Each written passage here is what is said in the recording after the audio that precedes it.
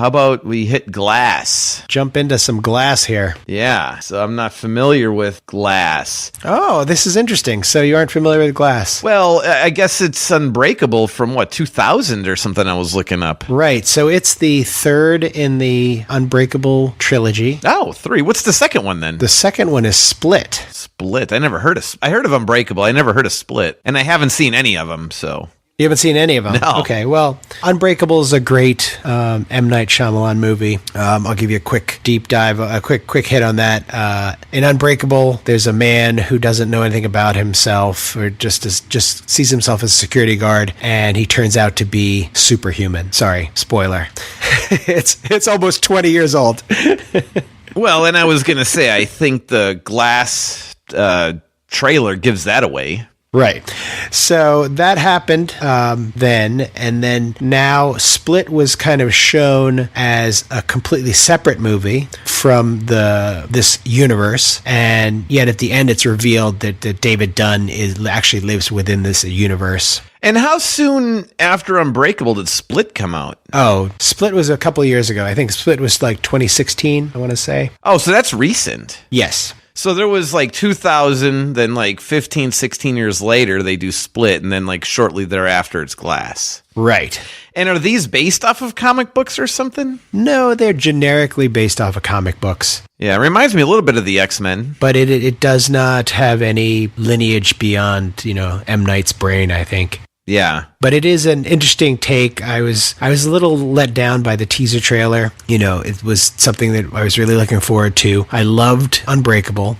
Split, I was kind of lukewarm on. And then now I'm hoping that this can tidy it all up and bring it all together. Yeah, so you're anticipating this is the last in a trilogy? I think so. Yeah, they kind of ran its course. I do. So do the other two have the M. Night Shyamalan twists like he typically puts in?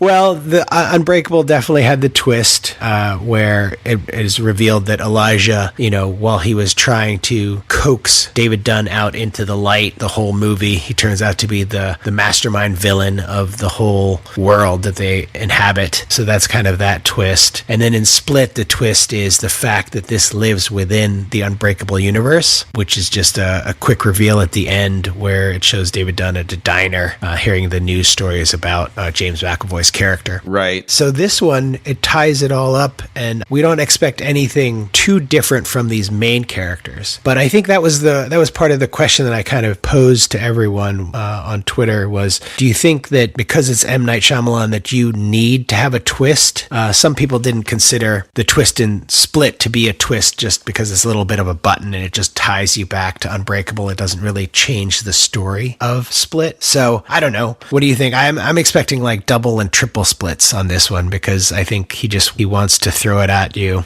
Well, I mean, typically whenever I see one of his movies, I go into it thinking all right, what's going to happen at the end? Because, The Village, Sixth Sense, of course, was, he was dead the whole time. Wait, did I just spoil that? But, no, that was 30 years, Right, yeah. No, but, it's you go into it and, I think it's the M. Night Shyamalan trope, right? So yep. It's you go into it, you just know something's going to happen. So maybe the twist is there is no twist.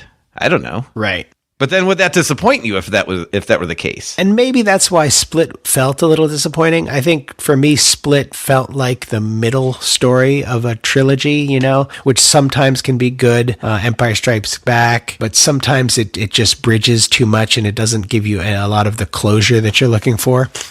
Sure. The girl character, Casey Cook in Split, they really didn't do anything with her and they spent so much time developing her character. So I'm hoping that it feels like she's going to be part of the twist in here where she's one of the supers maybe, and she is brought out into the light by David Dunn, and then she turns to the dark side with Mr. Glass. Yeah, and Mr. Glass, he's kind of the ringleader of the crew. Yes, he's the mastermind, and I love the way this trailer opens up with Elijah's mother, Mr. Glass's mother, talking, doing the VO, laying down the groundwork, and she's, you could tell she's kind of like a loving mother. There's a bit of a sadness to her because of what's happened to her son and how broken he is.